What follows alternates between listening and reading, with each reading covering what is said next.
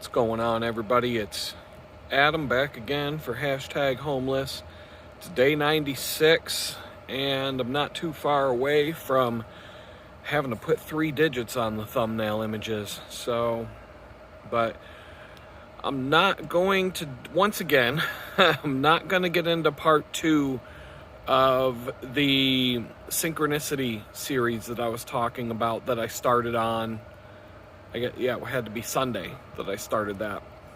Some things happened yesterday. I made progress on the notes and kind of putting together exactly how I want to tell the story, but things just didn't align for me to finish that yesterday.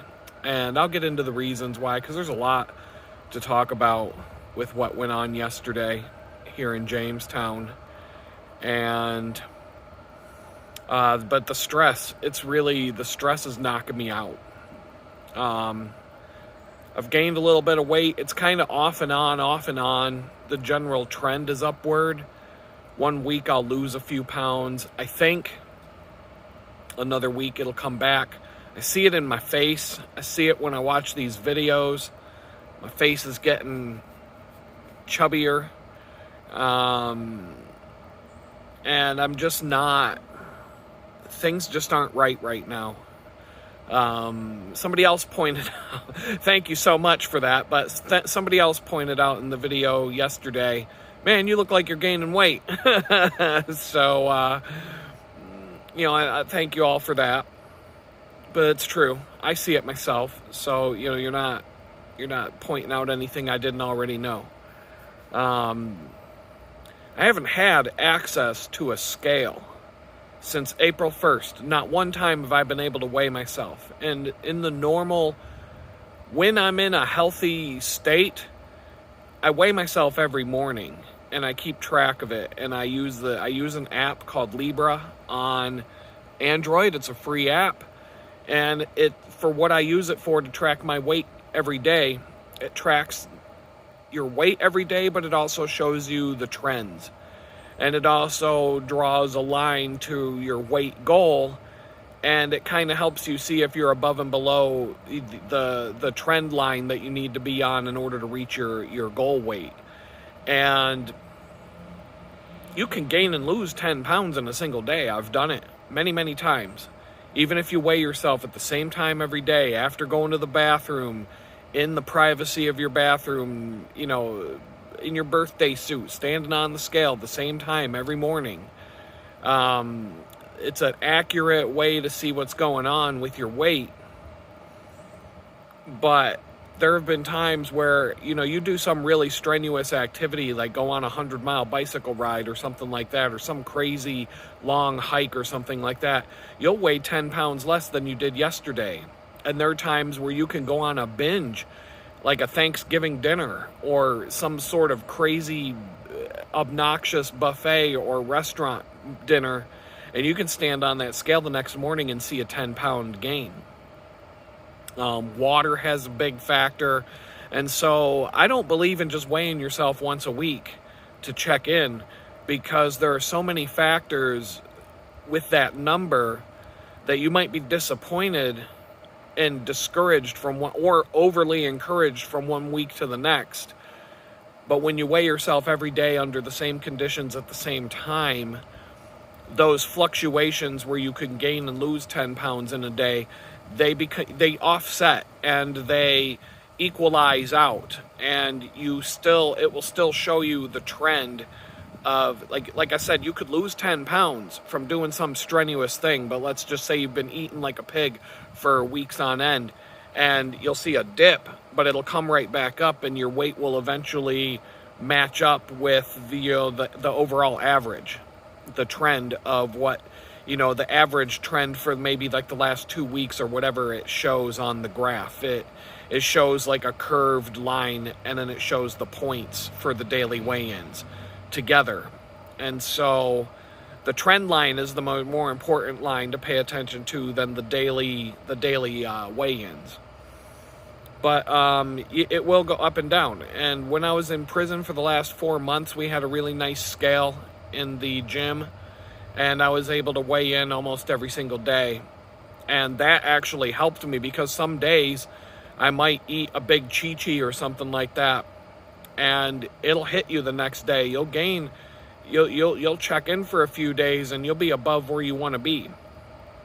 But then, you have 3 or 4 days of healthier, better eating, and you'll be back down. And so I lost 40 pounds in 4 months by exercising heavily every day and weighing in every day to make sure that I wasn't, eating too much. And so I got to get a scale when I move. When I get a roof over my head, that'll help. Eating healthy, getting a scale, more exercise with less stress would be the key. So today, I have another one of these stupid appointments, these social services, it's just a ridiculous thing. I'll get into it. So it's everybody who's at the homeless shelter, every single person there today has to show up in the middle of the afternoon to sit in a lecture about how to make your bed, how to take a shower, how to brush your teeth, and personal hygiene and all that kind of stuff. And I guess the place got really crowded over the last couple of weeks because of things going on in Jamestown, I guess. I'll get into that in a minute. The place is pretty packed right now, and I'm up on the 3rd floor of the place. Me and another guy, we have a private room. Each one of us have a private room. But then on the 2nd floor are the big open rooms where they just have, multiple beds in each room. And I know there was a couple episodes where I talked about a guy that smelled really bad. And I don't think he's there anymore. In fact, I haven't seen him in a while. But there have been some days where I come down from the 3rd floor, and as soon as my nose reaches the level of the 2nd floor, it's pretty foul. And so there's probably a couple people there. I'm talking there's a couple people that smell like pee. And so they got to take a shower. But I don't know what's going on, but I guess people aren't making their beds. And so every single person living there has to go to this meeting today about how to make your bed, how to brush your teeth, how to take showers. And and supposedly the people who, the good boys who do take their showers and clean their room and make their beds, we get Tim Hortons gift cards or something like that. So at least I'll get some free iced coffee out of it. But this is the kind of stuff I'm just really? I couldn't go. I thought I was going to be able to make it to Friday this week without having to go on some ridiculous thing like this. And not even 2 days after the last one, business days, I have to go to another one of these dumb meetings. So, I don't know. Some weird stuff going on. There's a guy now who wakes up in the middle of the night screaming at the top of his lungs. The entire building wakes up. I think it was 2 a.m. I woke up because I heard someone screaming. I mean, it sounds like a girl getting chased by Jason Voorhees through the woods. It's that loud. Like a blood-curdling scream. And I don't even leave the room. I don't get up. I don't get out of bed to walk over and look down and see what's going on, because I just kind of roll my eyes and just say, God, please get me out of here. That's pretty much but then I go back to sleep. So part 2 of Synchronicity, the Synchronicity series about the woman who died on TWA Flight 800, is going to wait for at least another day. I'm not going to make any promises anymore about what's going to be on what day, because there's no promises in this world given to me about what kind of a shit show I'm going to have to face from one day to the next. So, but I do have some more weird stuff. Definitely some more synchronicity to talk about in today's episode. It's starting to make, none of this makes sense, but the whole thing of just seeing my ex last weekend and just out the window, not in person, and the circumstances around it were weird. And like I said, Jamestown is like the world's most ridiculous gossip mill. Everybody knows everything about everybody, even if, like I said, people who don't even know me, who don't know about this YouTube channel, who don't know anything about me, know all about me because of the Jamestown gossip mill. And like I was telling you, there was a guy at the homeless shelter who randomly came up to me one day and he goes, is your girlfriend so-and-so? Or your ex-girlfriend, I mean. Were you... And he's like, yeah, my sister's next door neighbor was telling me all about you. And I'm like, what? Your sister's next door neighbor, who's a customer of my ex, was telling him all about me. That's where I live right now. And so there's a gossip mill, and I hear things. I hear things all the time. I don't want to. I don't want to fucking know about it. I don't want to see her again. This is part of the reason why I need to put distance between me and this place, because this will never stop as long as I'm living here. And it's a ridiculous small town nonsense, and I just need to get away. But to go along with what happened over the weekend with that encounter, I was watching a video yesterday, and I even talked about it in yesterday's video. It brought up a lot of things, and Truth Tiger was talking about how the subject of the video was that people who did you wrong are going to end up paying for it down the road. And they're going to realize it someday, and they're going to wake up one day and realize that they threw away something really good. And they didn't have a good reason, and it's just going to come back to them. And the bad deeds that have been done to you are going to be repaid by the good Lord. Good Lord says, vengeance is mine. It's not for me to worry about. But, more specifically, if you're in the video, the topic of the video was more specifically that if you're one of God's chosen people, that anyone who did you wrong is going to reap what they sow.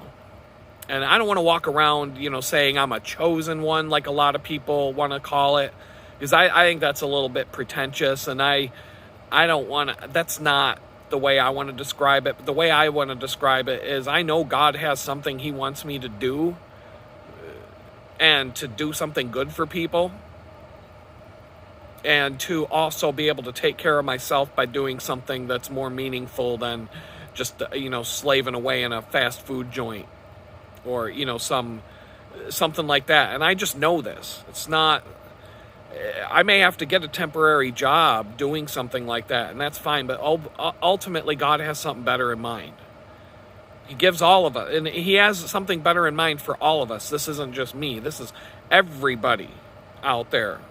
God wants you to do something better with your life than what you're probably doing right now. And when I say probably, some of you are on the path, and some of you are doing it. And so, and I see examples of that all the time, and it's inspirational for me to see that, because then I can have, that helps me and have the faith that he's going to put me where I need to be as well. And, as far as my ex, I know I was really good to her. And I didn't deserve to be treated the way I was treated when this all shook out. And, like I just said, anyone who did you wrong, especially if God has set you aside or wants you to do something for him, anybody who does you wrong, especially when you didn't do any wrong to that person, they're going to pay for it one way or another. Karma. Some of you will call it karma. And so yesterday I learned some more information, and I already knew part of this, but I found out more information through the gossip mill than I originally knew. And what I can basically say is karma's coming back for her. It's coming back around.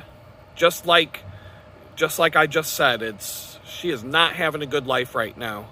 And to be honest, I don't even feel bad about it. It's hitting her pretty hard right now, and to be honest, I don't want to say that I'm glad to hear it, but I mean, I am. It's a dirty thing. I shouldn't feel that way, but it couldn't happen to a nicer girl. So, the best part about it for me is that she had the most loyal man in her life that she's ever going to meet in her entire life. And she threw it away like it was rotten meat. And she's never going to find anything like that again. I know, especially after what she turned into when I came home from prison. And karma's a bitch. And when the Lord says, vengeance is mine, I can see it. Life isn't good for her right now, and it's only going to get worse. And at some point, she'll see how my life took off, and realizing she could have been a part of that, and had the most fiercely loyal guy by her side who would have stood by her through anything and through everything. I mean, there's nothing that would have made me turn my back on her. Nothing at all. Especially after, if she had continued to stick by my side like she had through the entire time I was in prison, right up until the end, just before the end, she would have had the most loyal, fiercely loyal guy by her side for the rest of her life. And instead, she just threw me out in the trash and treated me like garbage for 6 straight weeks. Threw me out into the street to be homeless. So, I mean, all bets are off now. She can rot in her own misery now, and I don't want anything to do with it. But I heard about it. I wasn't looking for it. It came to me. Just more stuff. And it's just, maybe I'm supposed to hear that things aren't working out so great for her. And I don't, it's not good, but it is what it is at this point. I'm only talking about it with you guys because for the last 3 days, it's been put in front and center, right in front of me, and I don't want it. I haven't asked for it. I'm trying to forget about this. I'm trying to move on. But it just keeps being put right in front of my face, front and center, every time I turn around. Every day for the last 3 days, it's been made a part of my day, whether I want it to be or not. Now, I don't know the reason for that, but it is a bit ironic, and maybe it's just, like I said, it's a message from God that he's taking care of it. And I think he's about to lift the storm cloud that I've been living under for the last 2 years. I just feel like he's going to get me out of here and out of this situation. And maybe he was putting her and this thing front and center in my mind, putting it right in front of my face to show me that, vengeance is his. And I don't have to do anything. He's going to take care of it. Whatever needs to be done will be done. I've been dished out a heaping spoonful of vengeance for the dumb words that I said on social media, I can tell you that. So I've paid the price. I've paid dearly for the mistakes I've made. And so, I don't know, maybe he just wants to show me that, life isn't going to be so great for the one that threw me out on my ass and, threw me out into the streets. And, but yeah, it keeps getting shoved in my face every day for 3 straight days. And so all this information to go along with it that I never asked for was just shoved in my face anyway. And I don't know, that's the only explanation I can think of as to why, because I don't want it. I don't. But, before I leave Jamestown, I got to see that the Lord is dishing out some karma. So whatever at this point. For me, the best way to get away from all my exes is moving to Texas. So I did find out yesterday, got a little bit of good news, that Texas seems to be moving forward with everything. It's still not 100%. I still haven't had that phone call saying, come on down. But it's definitely closer to the finish line based on what I was being told yesterday. They are moving paperwork along and they are doing things. So, and I don't think that they would be at the level where they're at with what they're asking my friend and his wife for if they weren't serious about finishing this up and letting me come down. So it's not 100%, but I'm probably going to know soon. And I have a feeling that they're going to let me go. And I'm not even worried about it anymore. I think last week my stress was more about social services nonsense than Texas, but it was all blending together in my mind. And I'm just at the point right now where I don't know. I'm just one day at a time at this point. And so I gotta adjust this. I gotta get myself a little more comfortable here. I'm almost done with today's video. I'm not doing a long one today. I'm gonna do I'll do the plugs, because I don't really have a lot. Well, no, I do have some more to talk about, but I'm gonna do the plugs just for a minute. Start doing the YouTube thing and remind people, hit that thumbs up button and subscribe, but only if you like what you're watching on here. Yeah, I should probably start saying that at the beginning of the video for a while, just to see what happens with the algorithm if I do that. Not because I want to. But I get it now that I'm doing YouTube. I get why people have to say that in every video and do that whole thing on YouTube. And it's because the number of impressions that YouTube shows random people of your videos is the sole determining factor on how much your channel grows. And I'm talking about growth, not engagement, not other factors like that, because there are two sides to the analytics when I look at them myself on my own channel. And I do pay attention to what other people do, and a lot of other YouTubers talk very freely about their analytics and show you right on the screen what's going on with their channels and what works and what doesn't work. And so the impressions are everything. The more people YouTube shows the video thumbnails to, logic concludes that the more people are going to click on them and the more people are going to come watch your content. And if YouTube decides that they don't want to show your thumbnails to anybody, then your channel's dead in the water. You have to bring your own audience, and it's going to be very slow and hard to do. But there are financial incentives for YouTube to take everybody's content and promote it, because once you are monetized, they're making the money too. And they're making more money than you are, I believe, when it comes to the percentage that they take from what they charge for the ads. And so on my channel analytics, the number of impressions is directly correlated with the number of daily views and the number of subscribers. That you can layer those graphs right on top of each other, and they're an exact copy of each other. More impressions, more views. More impressions, more subscribers. The number of subscribers drops when the impressions drop, etc., etc. This is a direct relationship. And so that's all whatever YouTube decides to do.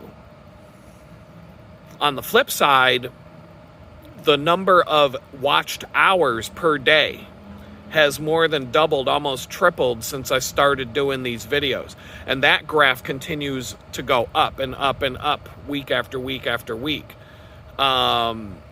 And so that means that when people do come here and they are watching the videos, they tend to watch a lot of it, and overall, as a whole. And so the number of hours per day that, let's say that, I don't even know. Well, let me think here. I can't even think of how, I don't want to be inaccurate, but thousands of people a day come and watch. And then it's the cumulative total of what those thousands of people watched in terms of cumulative time. So if 1,000 people spent an hour watching a video, then it's 1,000 hours on the chart. And so the number of watched hours increases week after week after week without any relationship to the number of impressions, the number of subscribers, and the number of the number of views. And so that just means that people like the content. That's a good sign there. The other trend that keeps going up week over week, I can't even remember what it was now. The average view time. continues to increase on the same trajectory as the number of watched hours. So the number at the beginning of these videos, the average length that a person would stay on the video might be something in the 1 minute mark, and now it's in like the 7 or 8 minute marks. And that's, on the surface, that sounds like crap, but you have to understand the number. How many times do you yourself think about yourself? You go and you start watching a video on YouTube, and then like a minute later you're like, I don't want to watch this, and you go and you watch something else. Well, that still counts as a view on that channel. And so 1,000 people might show up in a day and start watching a video, and after 30 seconds 500 of those people have already dropped off. After 30 seconds they saw the ad, they watched the video, they're like, this wasn't for me, whatever, they took off. That happens on every channel. Even the most popular channels have a drop-off rate that's pretty high at the beginning of a video. And then there's a trend line that comes down, and then it should, at some point, it should flatten out and stay relatively flat to the end of the video. And so that just shows you minute by minute when people stop watching the video. And it'll show you generally, here's how many people started watching the video, here's how many people made it to the end. And then it's a graph. It shows you minute by minute where people dropped off and said see ya. And so there's some videos out there that, and people posted from other channels, where they would say something or do something in the middle of a video, and all of a sudden their watch graph would drop off a cliff because they pissed a bunch of people off. And people, like, he said something or did something in the middle of a video, and all of a sudden half the people still watching instantly shut the video off. And that told the creator to not do that again. Or, you know, if you're going by the analytics and you're doing what the analytics tells you, which I'm not, I'm not. But the only thing I see on the analytics is if I do politics, if I start getting into, if I do a whole video about politics, it'll have a negative effect on the number of thumbs up versus thumbs down. It'll be in like the high 80s versus high 90s to 100% thumbs up, and it'll have a negative effect in other ways. But otherwise, it's, I'm still here, I'm still growing, so it's not that bad. Like I've said more than once, sometimes you just got to find who your people are. I'm not trying to make everybody out there happy. I could care less about making everybody happy. I'm looking for the people who I get along with. That's it. And there's plenty of those people out there to make a channel like this grow. So, but it's fun. It's interesting. The stats are interesting. And, that's always been a part of my job as user experience designer, to pay attention to analytics when it comes to the projects I work on. And so all that stuff is cool. And, like I said, there are things I could do in terms of changing topics and things like that, changing the thumbnail design, and they have A/B testing where I can create 2 different styles of thumbnails and see which one more people click on. And so, but for now, I'm not even going to rock the boat too much. I'm fine with the way things are, the current rate of growth. But on any project that you work on, any project, you want to poke and prod and see if you can gradually improve things. So, yesterday I was at Tim Hortons after I shot the video. Probably going to end up going there again today. It all depends on how much time remains before the library opens. I'd rather go to the library, to be honest, because Tim Hortons was loud. It was obnoxious. And yesterday there was a big group of people sitting around bitching about the homeless camp next door. And the police showed up yesterday, and they kicked everybody out of that homeless camp. I mean, they showed up with a bulldozer, a backhoe.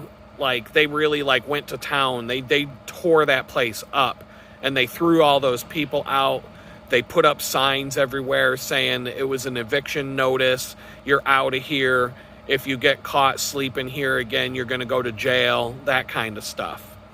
And they got pretty vicious about it. But they're not doing anything to help these people either, They're either going to go right back to living under the bridge within a few days after things cool off, or they're just going to find another place to go and set up camp right in the middle of town. And their solutions aren't solutions at this point.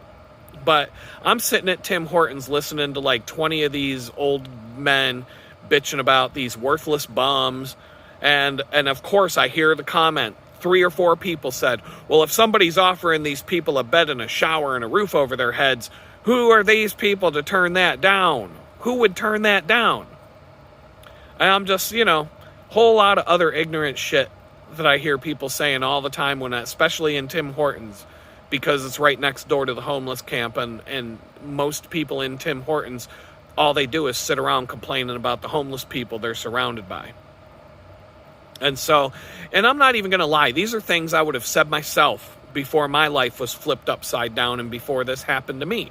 Especially if someone's offering you a bed and a shower and a roof over your head, who would turn that down? And now I'm in it, and I know why they would turn it down. I get it. I am on the knife's edge of, if I wasn't on probation, I would have already left. Done. I would have already left and taken my chances. I would have been walking. I would have put on my backpack and started walking south so that I can be somewhere warm by the time winter gets here. South Carolina or below. South Carolina to the Florida Keys, somewhere in there. But now I get it, And then a lot of these ignorant guys in the Tim Hortons are bitching, well, I would just live out of my vehicle if that happened to me. And it's like, yeah, because it's so easy to go out and buy a vehicle and live out of it when you're homeless. It's so easy to just go down to the dealership, get a vehicle, get it insured, get it registered, get all the paperwork in order, pay that insurance every month, get that gas tank full of gas, and, just live out of it. There you go, genius. You've solved Jamestown's homeless problem right there. Just give them all a car. But they're just a bunch of ignorant old guys who've never been through any struggle in their lives, passing judgment on all these people around them. And believe me, I know there are some seriously crazy drug addicts and some really crazy shit going on over at that homeless camp. I get it. I will not walk over there. I will not walk through that camp, and there is no way I would sleep around those people, because there's all kinds of drama over there. There's all kinds of crazy stuff going on all day, all night. Fights breaking out. The cops are always there. It's not a good scene. If I was homeless, without even being in the homeless shelter, living out of my backpack, you are not going to see me, because I will be out in the woods stealth camping, probably right next to you, but you won't know I'm there. And that's just how it would be. I would not be surrounded by other people at all. But the fact that,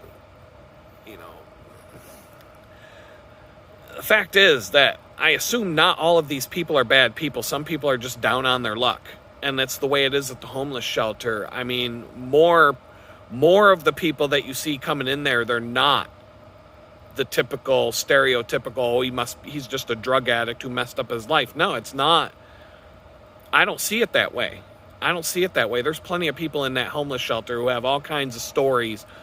A lot of people, other people did them wrong, like me, and threw them out into the street or took advantage of them, or they're a different situation. Sometimes people just lose their job and the unemployment runs out and they couldn't find another job. And it's not like we're in a good economy right now. There are as many different stories about how people got in that situation as there are people in it. So I don't know. I'm not judging. I mean, there's some crazy stuff that I see, and, I make fun of it. But at the end of the day, I'm not really judging these people either, because I don't know their story. You learn how to... When I was in prison, I was around a very wide variety of people. I told you about the guy that the guy that I shared a cell with, who ended up killing somebody in a DUI accident, got 14 months for killing a person when I got 2 years for mean tweets. But that guy was really, he was a very well-to-do guy with a solid career, making $200K or more a year, had tons of money put away. He was about to retire. Like, he was a good guy. I got along with this guy really well. I would consider him a friend. Not really supposed to associate with other felons because I'm on probation, and I'm not like reaching out and looking to hang out with all these people I've met along the way. But someday, if this guy ever reached out to me, I would be like, hey, how you doing? Good to hear from you. You know, I would love to hear from this guy someday. He made a mistake. It could have happened to any of you. Any of you watching this video right now could have been in that guy's shoes. I know you. At least all my friends and the people I've associated with my entire life, there is absolutely, it could have happened to anybody. Anybody I know, anybody I ever hung out with or associated with has been in the situation where they had a few drinks, got behind the wheel of a car, and drove home from the bar. It could have happened to any of you. There was another guy. I got to worry about talking to him about him on this video because he's doing 20 years. Chris Cuomo's right-hand man on CNN, I knew him. I met him. Chris Cuomo's producer at CNN is doing 20 years in prison now for doing some bad things to little kids. I'm just going to leave it at that. You can look this up in the news. I knew the guy. I didn't judge. I honestly didn't know exactly what he did when I was in prison because of the fact, I mean, you know, people do find out. People do have their outside people find out what's going on, and then word gets around. So I knew it was bad. But I knew this guy, talked to him just about every day. He was a pretty avid cyclist. We talked about bicycling a lot. I was in spinning classes. This was like Club Fed, where I spent. This is where Steve Bannon is right now. There's so much. His 4 months or whatever he got's going to fly by because there's things to do. Now, if you were spending 20 years in this place, that's going to be a miserable 20 years of your life, that's for sure. There's not enough to do there to keep you occupied for 20 years. But the 4 months I was there went by pretty quick. I took advantage. I was taking classes. I was in a pool league. I was playing indoor soccer. I was running. Well, I didn't run, but I was walking around a quarter-mile outside track every day, even in the middle of winter. I was, Stairmaster, exercise equipment. I lost 40 pounds in 4 months. So, but anyway, this was one of the people, this guy, this producer, Chris Cuomo's right-hand man, is in federal prison right now for some bad things, and I knew the guy and I got to know him. Didn't judge. I mean, some bad things, but you learn, especially when you're in that environment.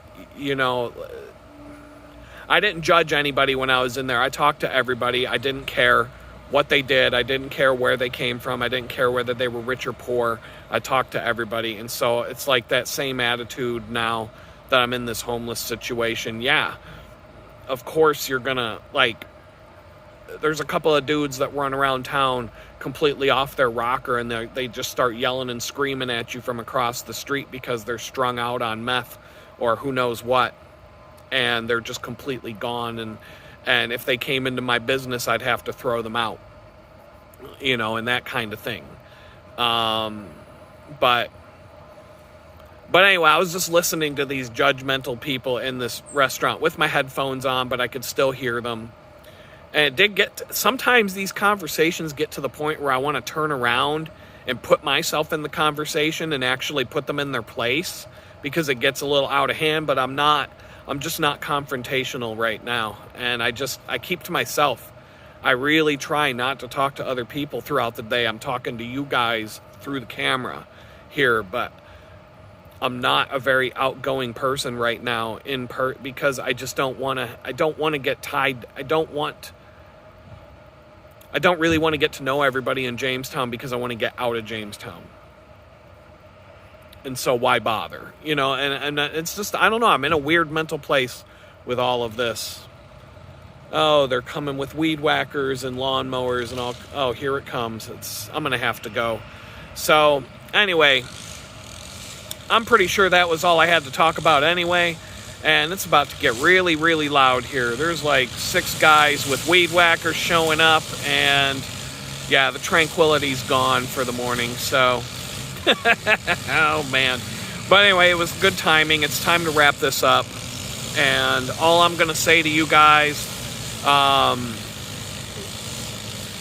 will get the Synchronicity series part 2 ready. I'm going to work on it some more this morning for sure. Here we go. It is weed. Oh, now we got 6 of them.